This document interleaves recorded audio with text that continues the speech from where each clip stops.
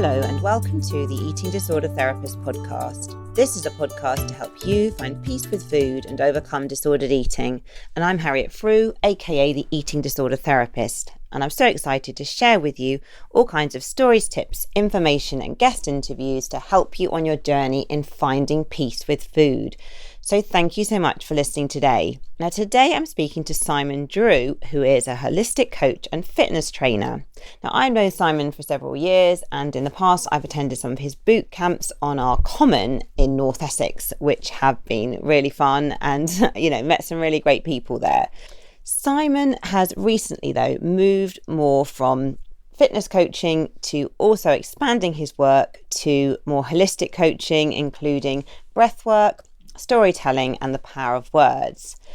And Simon has really been on his own journey of personal discovery over the past 20 years, sort of coming from a place of really sort of low self-esteem and really struggling a lot with anxiety. And this was very much rooted in things that happened in his childhood, but then unconsciously Simon was kind of reliving old stories again and again through his adult life, and has recently been able to kind of change all that in the last few years, even through the power of storytelling, breath work, and working on himself in this different way. So Simon now describes that he has moved from a place of deep self-awareness and self-love, finding his true purpose and identity. And he relates to himself as the Swiss Army knife of the coaching world, as he tends to draw on a whole load of different things in his work, and because he kind of comes from the physical fitness side, but also now he is expanding into that more emotional and kind of mindset side in his work. So I really look forward to speaking to Simon and hearing more about the whole kind of story work process. And Simon is going to kind of give an example of how that can be used, and hopefully this can be a tool that you may be able to use yourself in terms of changing your language around how you relate to yourself and what you believe. So that was a very long rambling introduction, but let's get to the interview. Hi Simon, and thank you so much for coming on the podcast today. Hi. So could you tell us a bit more about who you are and what you do? Yeah, of course, Harriet. My name's Simon Drew. For most of my life, I've been on a path of self-discovery. And in the last 20 years, this has accelerated rapidly. For a lot of discomfort throughout my life, I focused learning to understand how I'd become who I was and how I could learn and unlearn to become better. Indeed, I see my journey of self-discovery as never ending. I see opportunity to become better every single day. In very recent times, I've been able to develop clarity in my awareness of who I am and why I'd been the way I was. I've at last created an ability to love myself deeply. This has allowed me to clearly see my life's purpose, clearly, to be the catalyst for others to find their own purpose and subsequently to navigate their own path to being fulfilled. My relatively unique perspective from a broad background in fitness and health, nutrition, hydration, sleep, to name but a few, plus general well-being and self-development. And I can coach appropriately to a very broad range of individuals because of this. Hence, I use the term holistic. I can help people identify where missing links are across their life. This approach is ideal for people looking to make both major and minor shifts in themselves, possibly in their relationships or their circumstances. It probably fits with people, especially those who are searching and finding it difficult to pinpoint how to proceed, much like I did through my own journey. Many would describe the above scenarios as a kind of midlife crisis situation to a great degree. And this has been the journey I myself have taken. So it feels appropriate for me to be coaching people through that and along those same lines. I've learned by traveling down that long and winding road of uncertainty, my own uncertainty. From our learning and expertise in a range of fields, I now offer people a much shorter direct route to unlocking their own potential and finding their own purpose. I do this through direct one-to-one coaching and through a new program I'm bringing out very shortly, my Fitter Life program, which means fit for fork in the road life program. I aim to support clients in the creation of new reality, one in which they can autonomously flourish themselves. And effectively, the term I relate myself to is I make people better. And that's me. So sounds great, Simon. And it sounds like you've been on quite a journey to get to this point. But essentially now you're kind of like a holistic coach. Are you sort of bringing together all these different aspects, really, of the emotional, the physical, and kind of offering that as a kind of, as a sort of holistic package to people of support? Yeah, very much so. Okay. So can you tell us a bit more about your own journey and how you came to be doing this coaching? Yeah, as I said earlier, I mean, my life's been difficult for a lot of my life. It's only really the last few years I've really feel like I've actually found myself properly. I have one particular deeply embedded story that impacted my behavior really until very recently as well. And I relate to myself of having to be in control for the last sort of 40 plus years. And this particular story goes back to one Friday evening when I heard my parents woke me up late one evening, they'd been to the pub. They'd had a few drinks, and that was a regular thing on a Friday evening. And I was asleep in bed, and I got woken up by them shouting at each other. I was around 9 years old, and this shouting was really loud. And basically, I heard my dad asking my mum to write the name and address of a man down.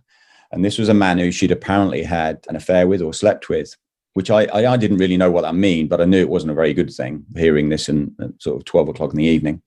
I lay in bed extremely frightened for my mum and for all of us. My dad was very scary, but I was truly transfixed on what was being said. I had to know what was going on. My body was really tense and rigid, and I couldn't really breathe properly. I was just in complete fear of what was going on and what might happen as a consequence of what I could hear. A few weeks later, after this had happened, I was summoned downstairs with my brother, who was 2 years younger than me. And my dad basically sat us both down and asked us who we wanted to live with. And to be honest, I was too scared to answer honestly. And I can't really remember what I said.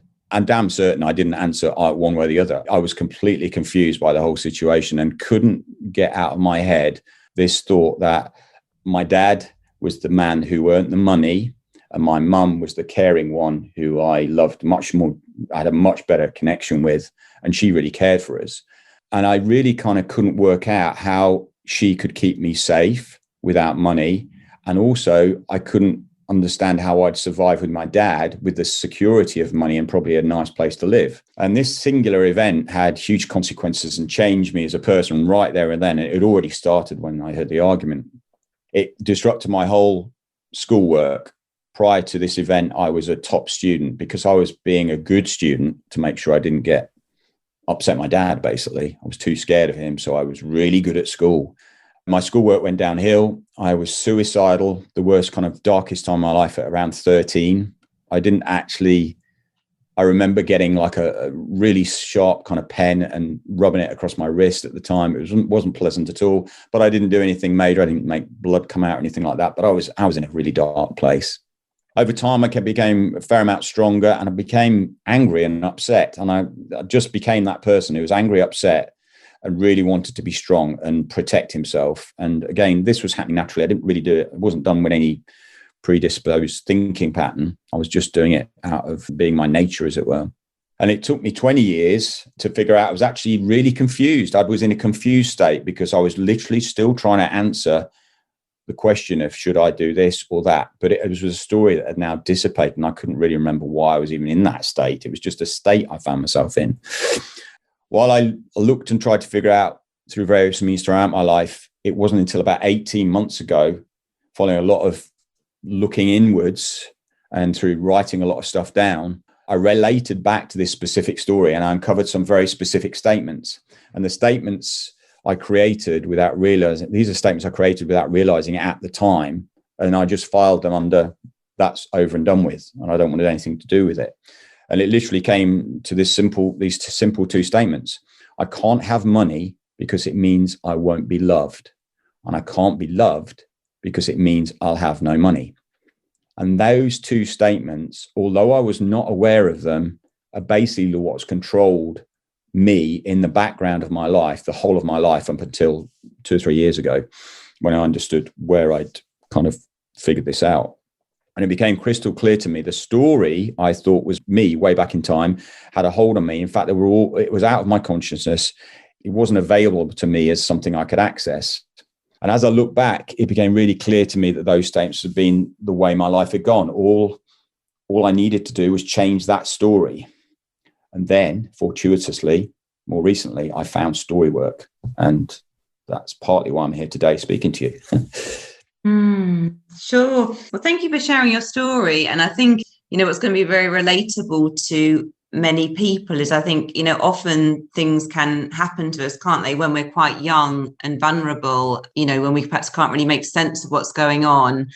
But those events sometimes can really shape then the path that our life takes. And it sounds like with you that you had some quite deep-rooted beliefs, and you were almost, although you weren't really aware of them, but you're unconsciously then kind of repeating them or kind of living them.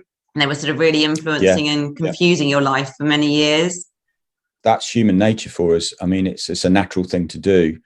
And what's really made the difference in terms of coming to terms with some of the, who I was being, how I was reacting, like being confused, not really understanding or being able to figure stuff out, is all related to those initial things that happened to us earlier in life. And as you say, one of the main reasons is we have no good set of understanding. We have no tools in our armory to actually understand what we're going through.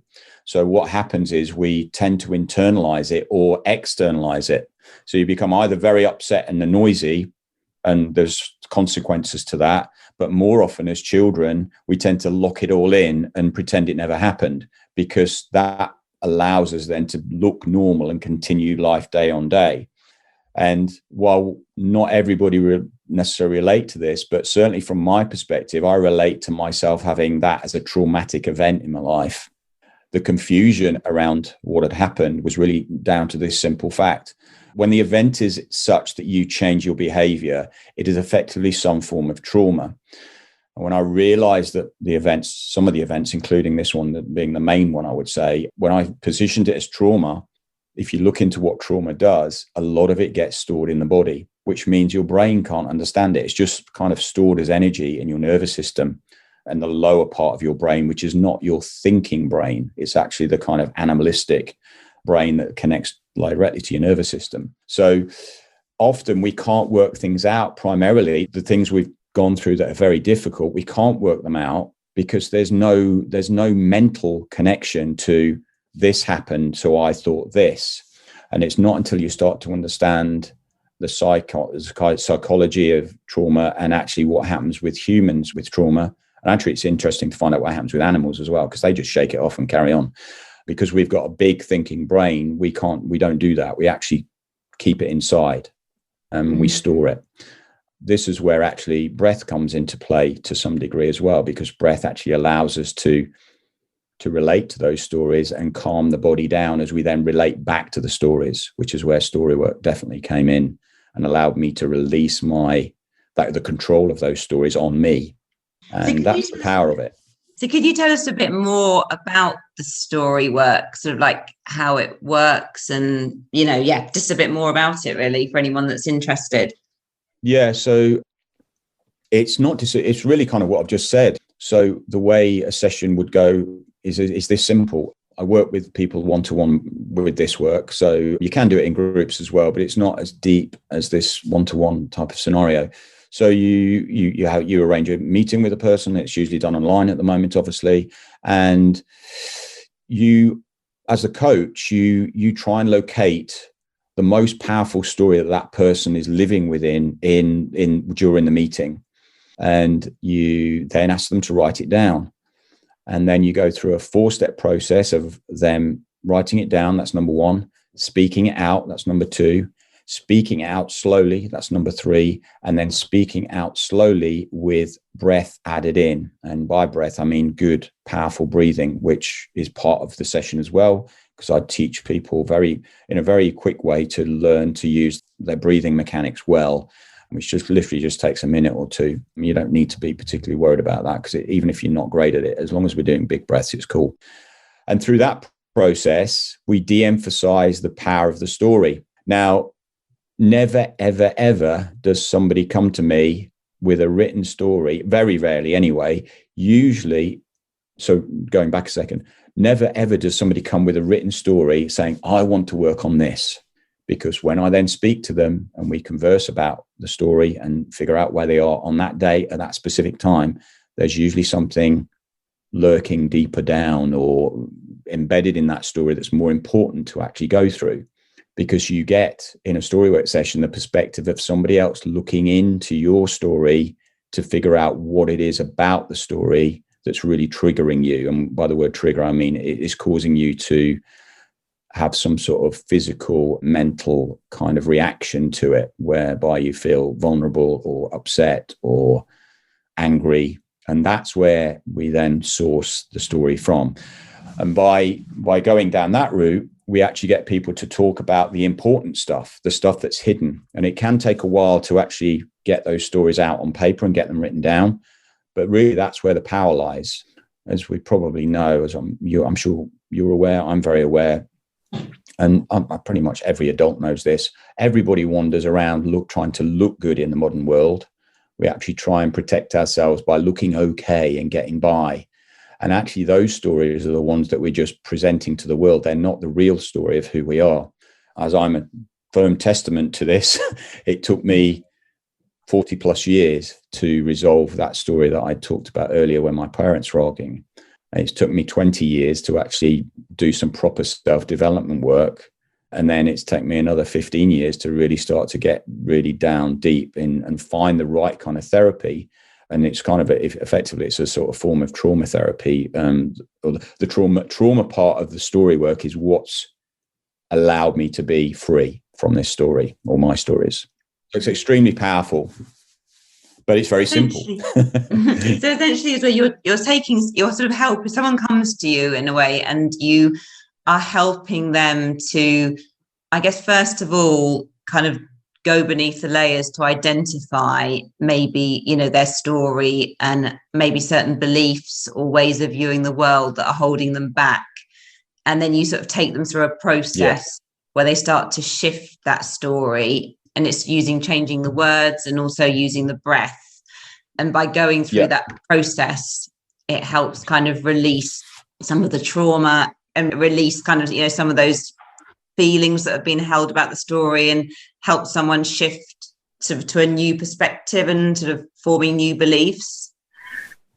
Absolutely, yeah.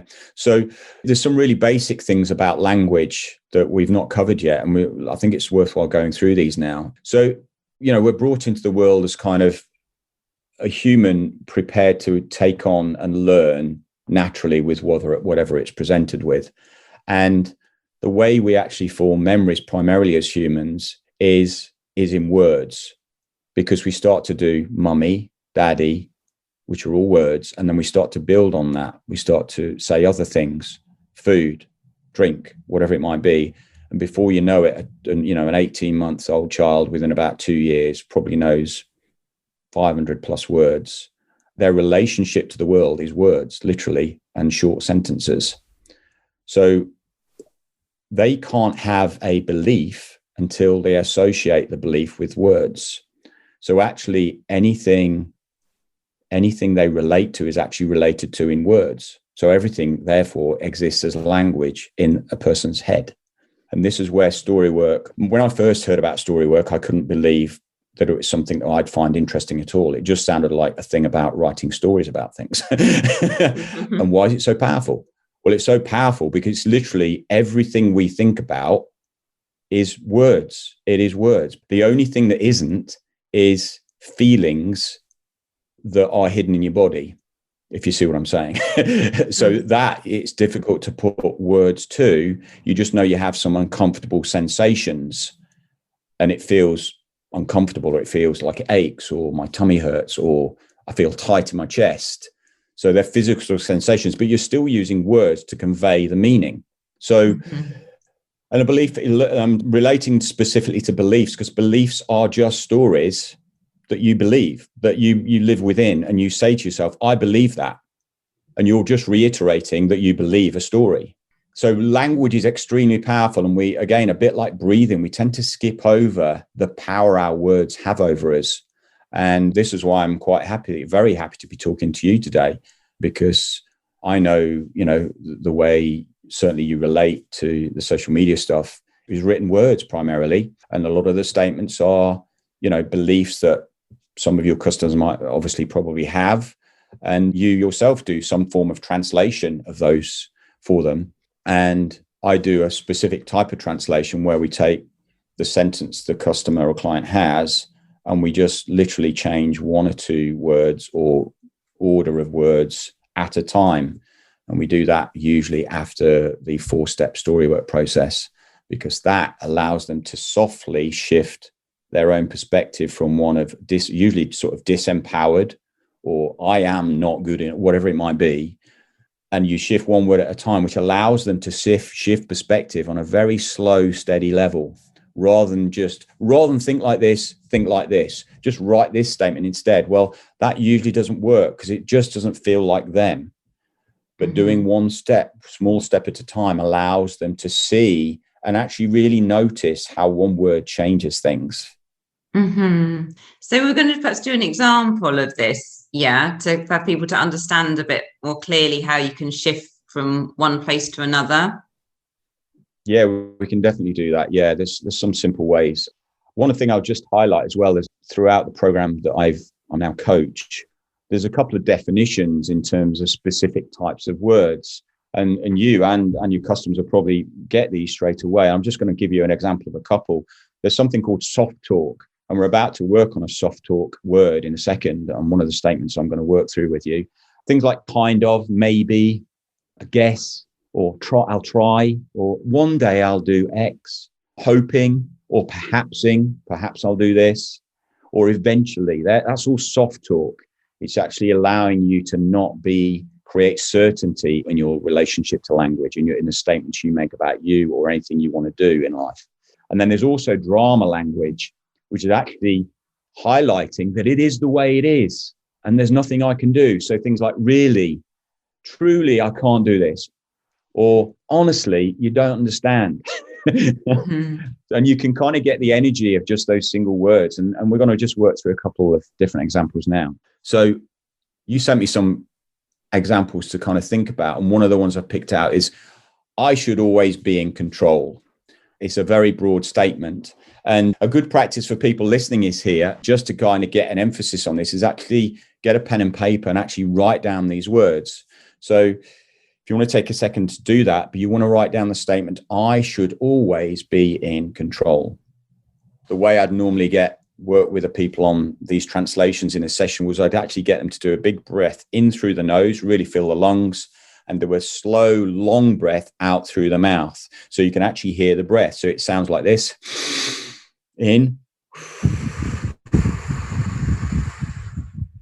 And out. Do you do that, Simon? Do you do it before you write the statement? Yeah. Do you? Yeah. So, you write the statement down because you need to see it and be able to remember it and get ready to breathe and read with it. So you do one big breath in and out before you say the statement, and then one big breath in and out after the statement. And the idea is you're actually calming your body down to say the statement in the first place. And of course, if this was working with a live customer, they would be experiencing this statement like it's the truth. It's their truth. So because we don't have a live customer now, we're just going to work on just changing one word at a time, just so we can all see the shift in the power you see by shifting one word at a time through most of these two examples we're going to do. So breathe, read the statement to yourself, and then breathe again. And once you've done that, we'd then normally say, okay, I'll now adjust that. So I'd copy and paste this. We usually work within a Google Doc as well, live across the internet.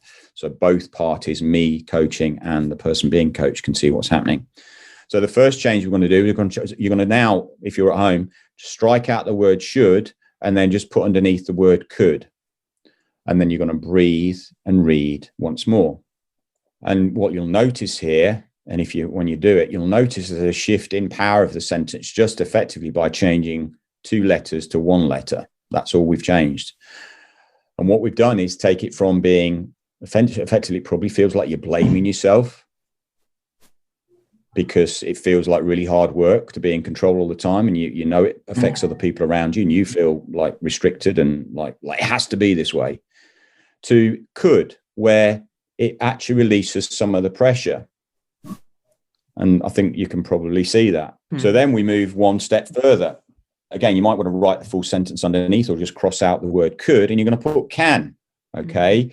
Which again, it might sound pressured in some ways, but it's definitely a positive, it's an affirmative way of relating to the word control. So you're saying, I can always be in control. So rather than potentially being in control with the word should and could, it's now I can always be in control. And what you usually say is, from the should to the can, people relate now to, I can, because actually it is you. You're the only person in this conversation with me, and you're the one we're talking to. Can you see that you can actually always be in control? And actually you already are.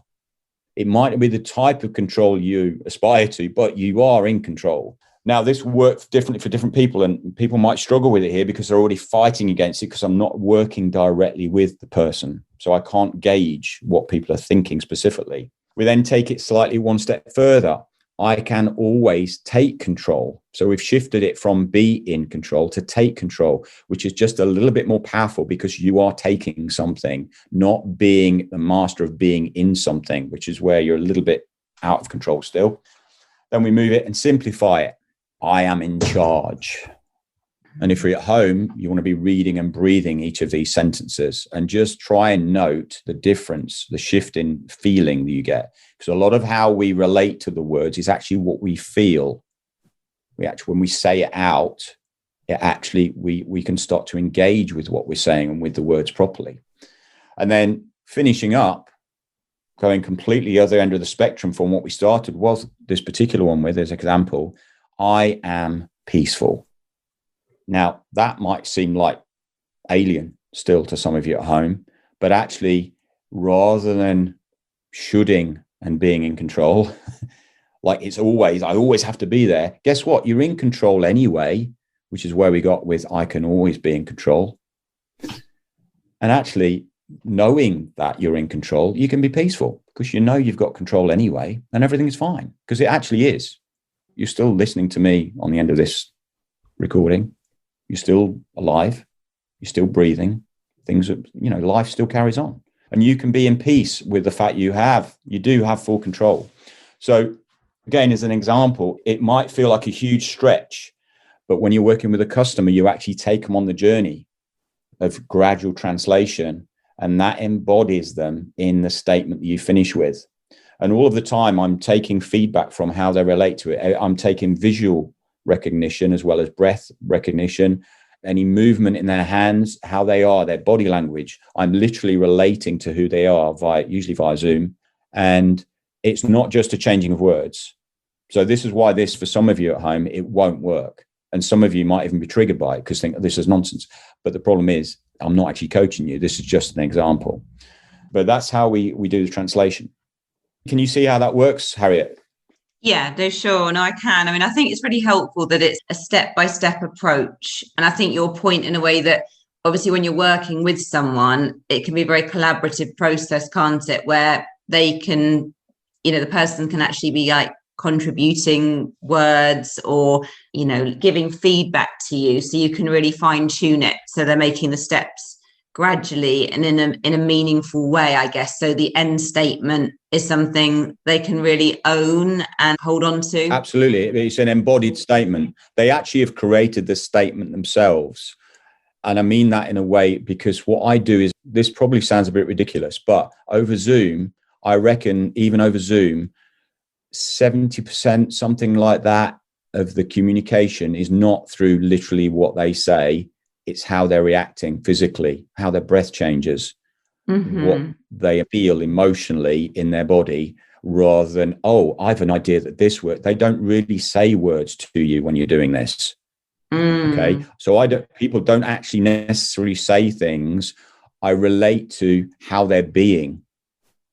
Sure. which is very different for them. Yeah. Yeah, no, sure. No, I understand that. So yeah, you're really taking someone's whole kind of body language into it and being very perceptive, I guess, picking up on sort of, yeah. In terms of then putting this into practice, in terms of like, so you'd work with you, and in a way you move from your like limiting statement through the power of changing your story to a much more empowered statement. So then how do you then use that in your day-to-day life when the old story comes up? Or, you know, so how do you kind of implement that in a practical way to start to really, I guess, start to like release that trauma almost and live the new story? So that's a really good question. And actually, this is one of the things, and, you know, I've sort of suggested this a few times in the call already, but the fact is I'm not coaching you, and I'm not coaching anybody right now.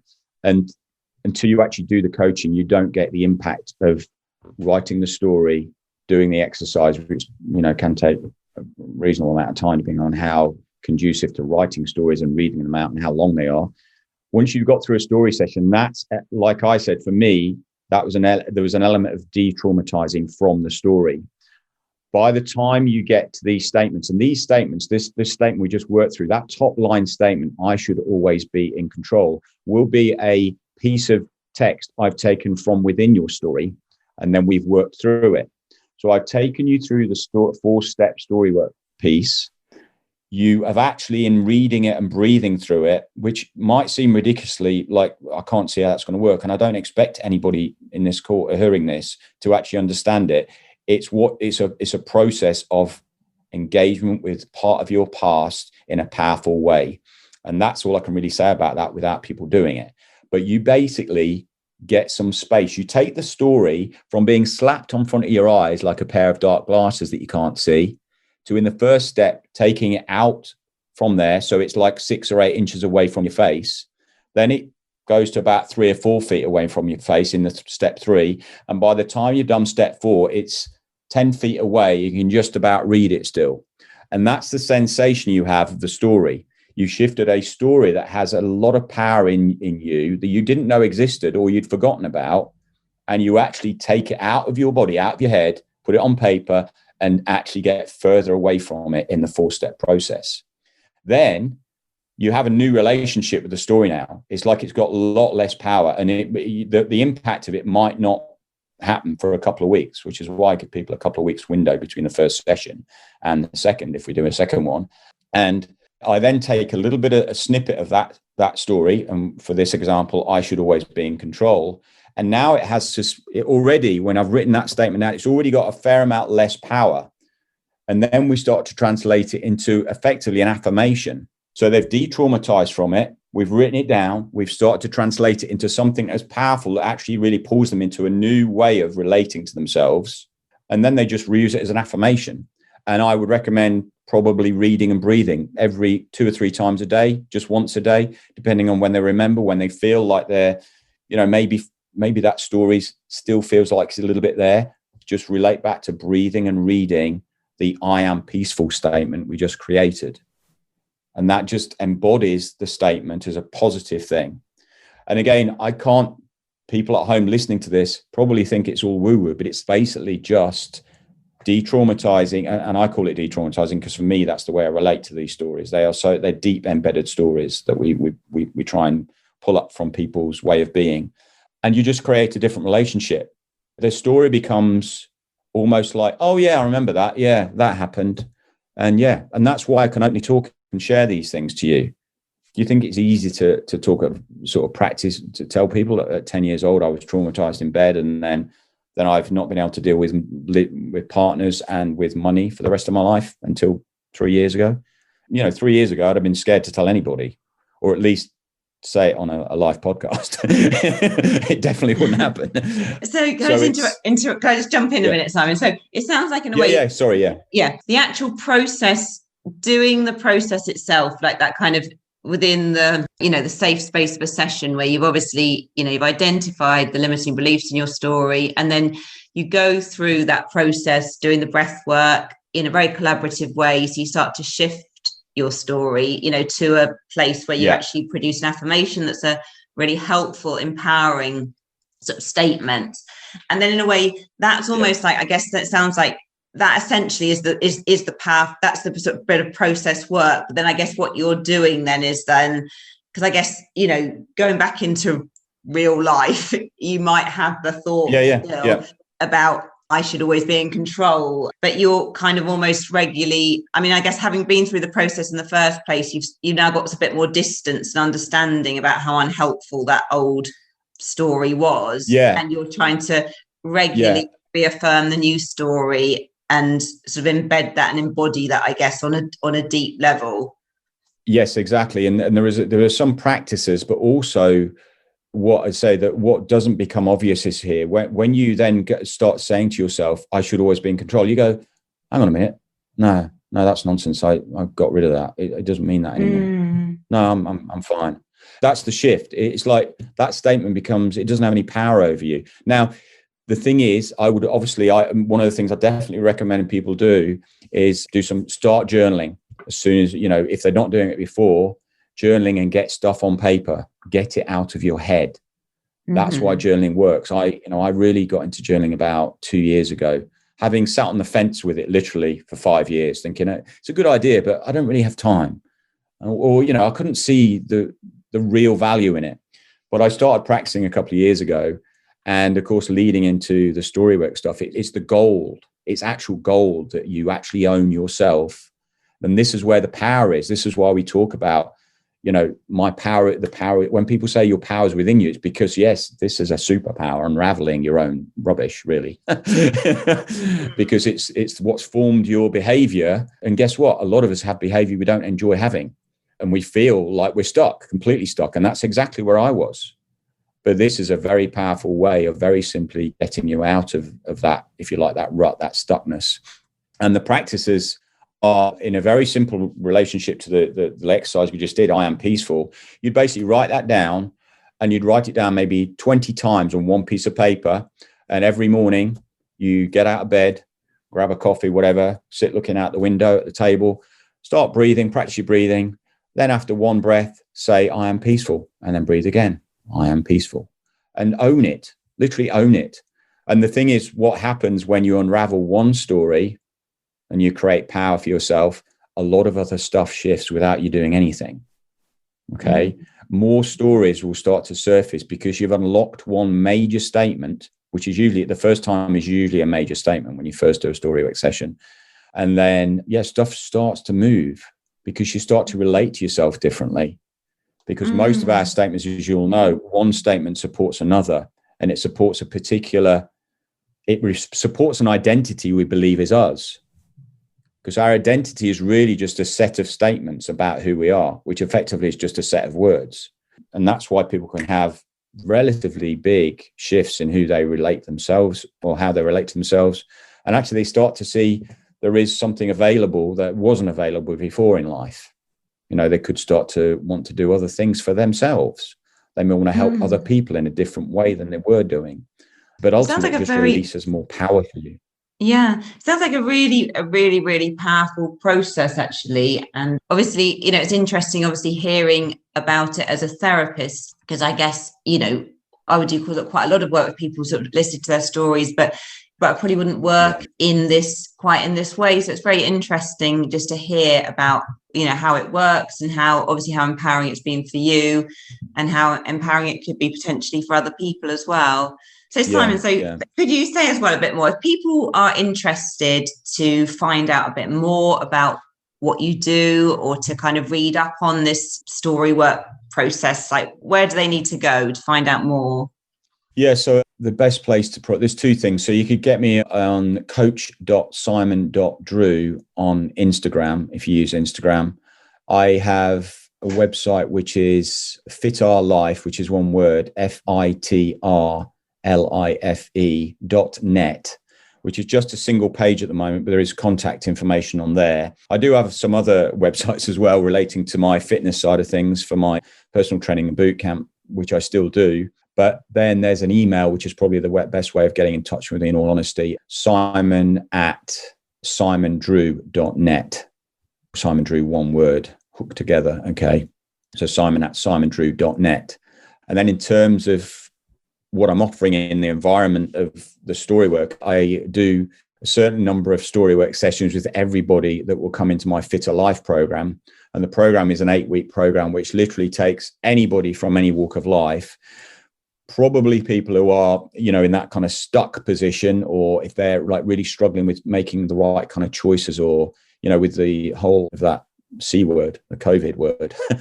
We've all been challenged in a very big way. Most of us have been challenged. And so there's people might have hit a crossroads in what they deem to be a crossroads or a fork in the road, which is why my program is called Fitter Life, and want just solid guidance on how to create new stories around who they can be in life. By creating new stories, you can start to open up new avenues. And I help people, I support people in making the first steps into understanding themselves, and then giving them tools in whatever, that holistic point, and, so sorting the hydration out, sorting sleep out, giving guidance around sleep, but also most importantly with the story work is grounding them in daily practices that support the shifts they're making in terms of the mental space. So yeah, you can contact me through those 2 or 3 different places. And yeah, I'd love to speak to anybody who's interested. I'm happy to have what I call a discovery call, which you can click on the links on the fitterlife.net page if there are anybody out there who'd be interested in trying a storywork session or the program. Okay, well, that's lovely, Simon. And I'll make sure I put all the sort of links in the show notes so people can find you easily. Okay, well, awesome. Thank you so much for coming on the podcast and for sharing about this story work. Yeah, thank you very much. Thanks, Harriet. Take care. I'll see you soon. Thank you very much indeed. Take care. So I hope you enjoyed this conversation just as much as I did. Do go and check out all of Simon's details in the show notes. Now, if you're not following me already, do seek me out on Instagram at The Eating Disorder Therapist. And if you're interested in getting more support in overcoming disordered eating and improving your relationship with food, do go to theeatingdisordertherapist.co.uk, and there's information about online courses, breakthrough days, and also training days in eating disorders and body image for counsellors. So thank you so much for listening today, and I look forward to sharing another podcast episode with you very soon.